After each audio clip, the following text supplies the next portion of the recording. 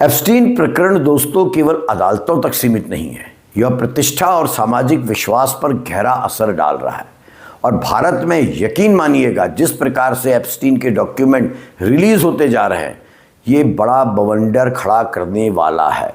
हाल फिलहाल मोदी सरकार में कैबिनेट मंत्री हरदीप पुरी का नाम इसमें आ चुका है। हरदीप पुरी बड़े गहरे फंस चुके हैं।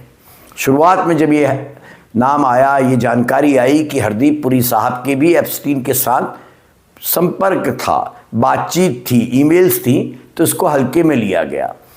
जब राहुल गांधी ने संसद में इस मुद्दे को उठाया, संसद के बाहर इस मुद्दे को उठाया, तो बिलबिलाए हुए केंद्रीय मंत्री ने एक के बाद एक मीडिया के साथ कॉन्फ्रेंस की या 1-to-1 बातचीत की।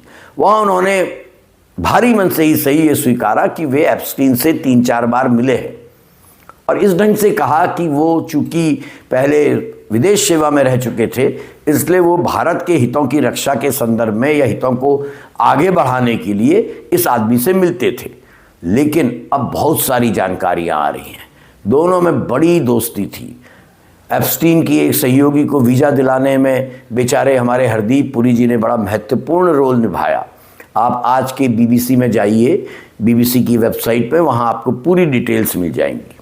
जाहिर है विपक्ष मौज में आ गया है, सरकार पर हमलावर है, विशेषकर प्रधानमंत्री मोदी पर हमलावर है। राहुल गांधी कह रहे हैं कि हरदीप पुरी द्वारा जानबूझकर सही जानकारी सार्वजनिक नहीं की गई और बाद में मीडिया के दबाव में वो बयान दे रहे हैं।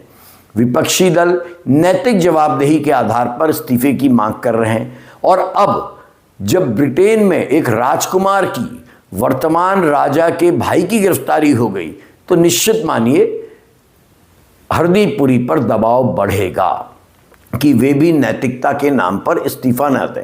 हालांकि ये केवल मुगालता है, अब कोई लाल बहादुर शास्त्री जैसे नेता रहे नहीं जो एक रेल एक्सीडेंट हो जाए तो रेल मंत्री होते हुए अपनी जिम्मेदारी को स्वीकारें और इस्तीफा दे दें। लेकिन सारी जो इंटरनेशनल घटनाएं इस समय हो रही हैं, दुनिया भर के नेताओं के नाम सामने आ रहे हैं, कई लोगों ने इस्तीफे दिए हैं या हटा दिए गए हैं, और अब प्रिंस एंड्रयू की गिरफ्तारी और बिल गेट्स का भारत ना आना और एआई इम्पैक्ट समिट में भाग ना लेना, इसने और कुछ किया हो या ना किया हो, हरदीप पुरी को हिलाकर रख दिया है। हरदीप पुरी की कुर्सी को खतरे में डाल दिया है।